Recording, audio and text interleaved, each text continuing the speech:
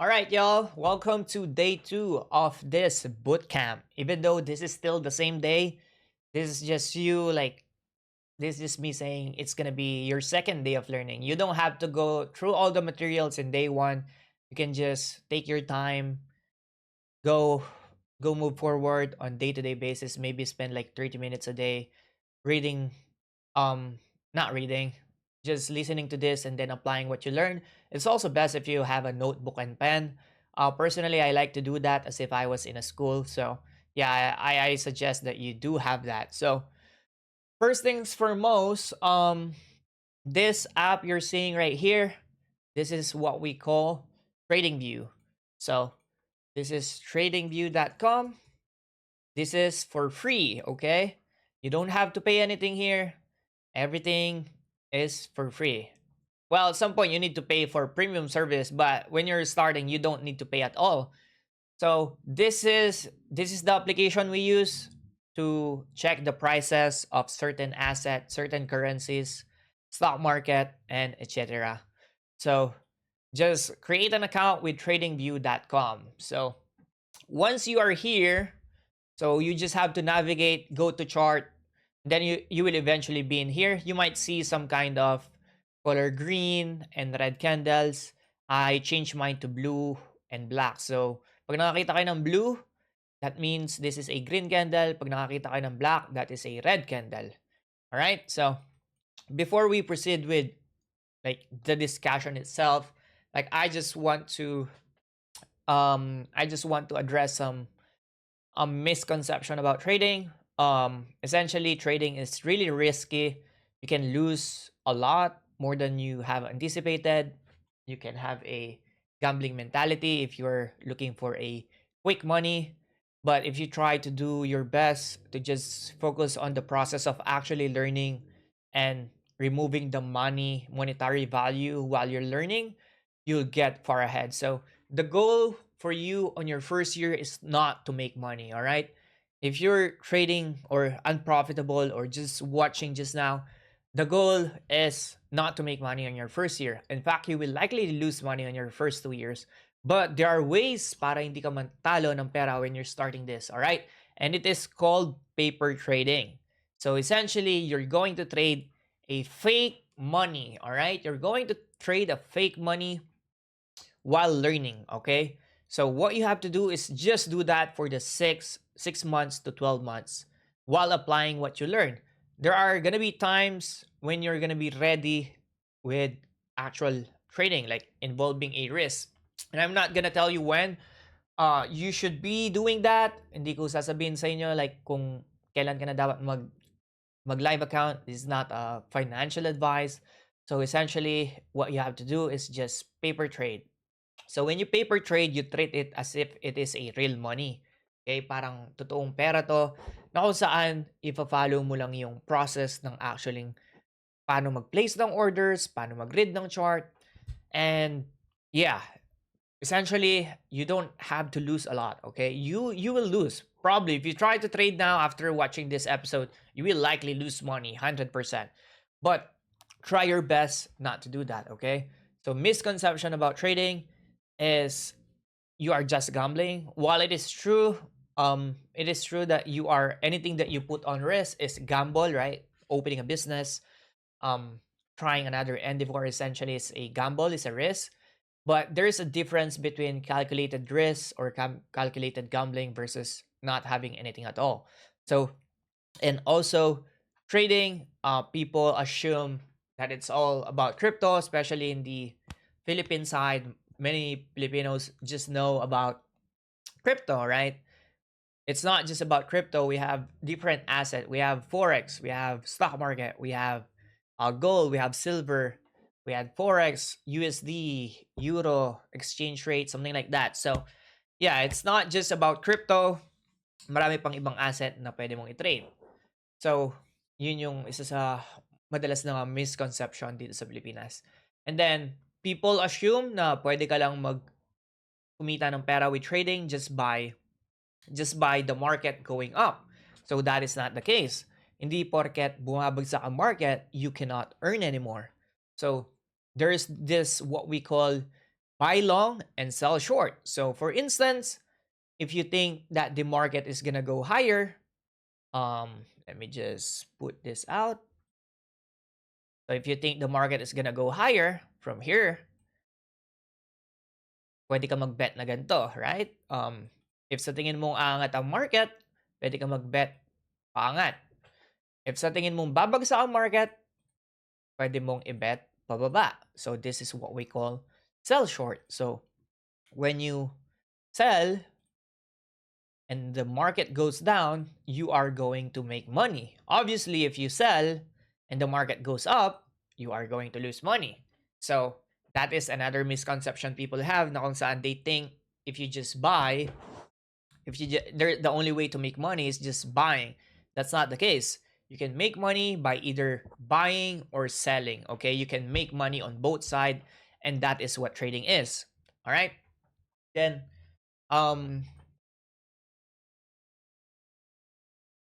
okay, when you look at this chart, it is hella confusing. When you take a look at this chart, it is hella confusing. Na parang ikaw si Tony Stark, kumbaga, na wala kang idea what you're looking at. I know it doesn't make sense at first. It can get overwhelming, but if you just try to stick throughout this bootcamp, I'm pretty sure like you will get an understanding of what you're looking at, right?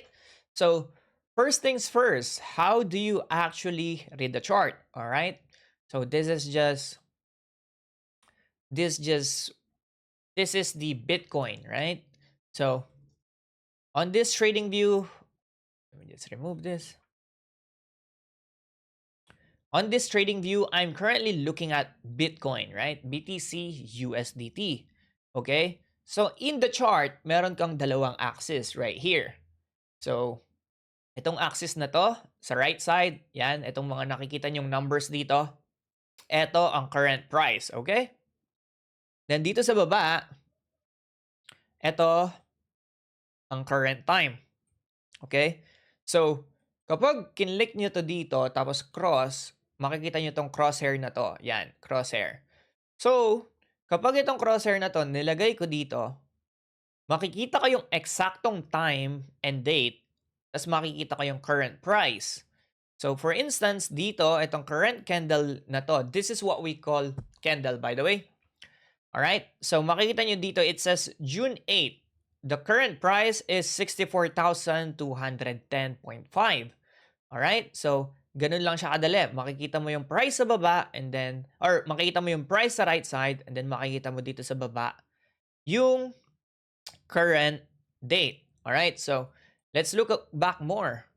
Okay? So, pwede natin itong i-hover sa left and we can see, then just zoom in and zoom out.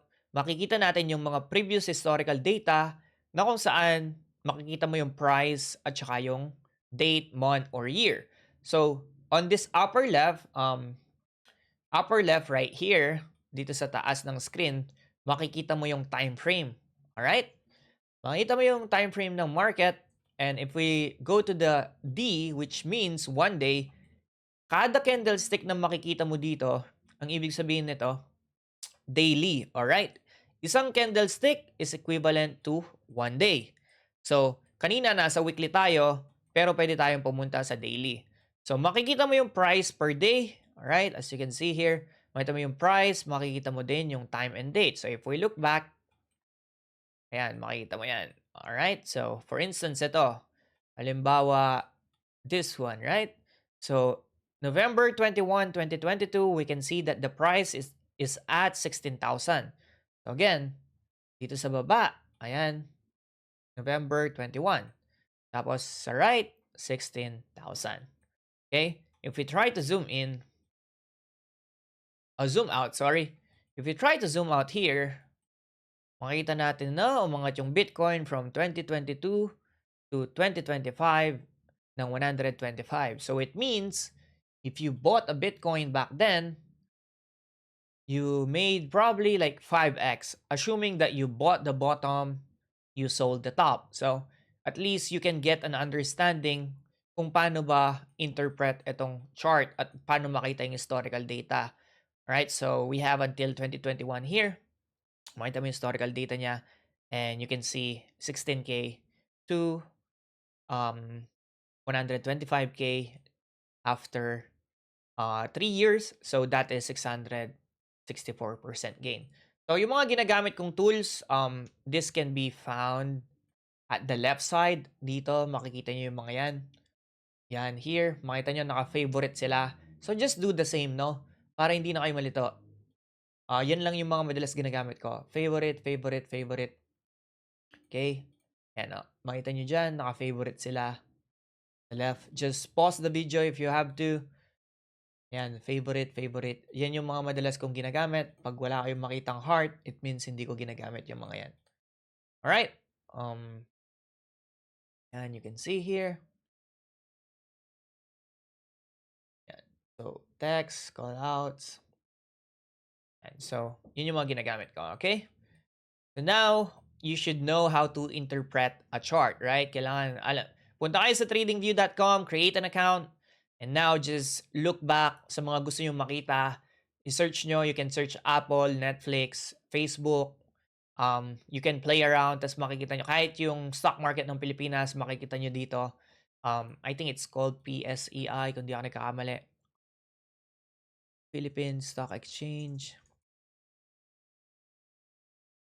I think I have it. Yeah, I'm not sure what it's called, but yeah, marami kayong pwedeng tingnan dito. Search niyo lang anong gusto niyo makita. Kunyari, gusto niyo makita yung gold, just search XAU USD, makita yung historical data, like from I don't know, like 1998. I know baka yung mga lola, mama nyo, baka they told you to invest in gold and they say it's gonna go up forever. And you can just look it up sa historical data. Like, pwedeng bumili sila ng gold nung 2020 and it took them 3 years bago sila mag-break even, right? Baka bumili sila ng gold dito sa August of 2020 and the gold just dumped like 20%. Di ba? Ultimately, of course, in hindsight, umangat tong market na to, but it took like 4 years bago umangat ulit. When you're just looking at this, it seems like it's gonna be forever, right? So yeah, just play around with it and tingnan nyo yung mga prices ng mga asset na gusto yung tingnan. See if this should pick you some curiosity and baka ma-pick yung curiosity nyo tas maging interested kayo bigla with the financial market, and I feel like that is needed. You need to be passionate about market to make this work. Yung parang kumbaga na-excite ka that you're able to see what happened during the pandemic. Right? Makita mo dito kung ano nangyari nung March 2020 sa kasagsagan ng pandemic, bumagsak ba ang mga asset. Makita mo yung mga exact price, makikita mo kung gaano sila nag-dump, gaano sila nag-pump. So, yeah. One thing about this as well is pwede mong gamitin tong replay feature na kung saan pwede mong i-backtest yung old data as if you're actually trading it or haven't seen it. Tapos pwede mo siyang i-play na ganito. So, this is one way to practice, right? Makita mo, di ba, nagpiprint yung candlestick as if you're seeing it live like 4 years ago, 3 years ago. So, use this replay button. Make use of this in the trading view kapag nagpa-practice kayo. Okay? And how do you buy and sell? So, dito sa setting, right? Settings here. We have this trading. And then, click nyo to. Buy and sell buttons, tas lalabas dito sa upper left yung mismong buy and sell button. All right? So the way to do this is just click buy if you want to buy. So halimbawa yan, nakabuy ako, right? I'm able to see the actual P&L habang nagpe-print yung chart. So post ko muna to. Kunyari, itong SL, ang ibig sabihin ng SL is stop loss. So, ang stop loss, dyan mo inaamin na mali ka na, alright? Kapag nag-hit yung price sa level na to, it means tatanggalin ng market yung position mo. And you are going to lose money.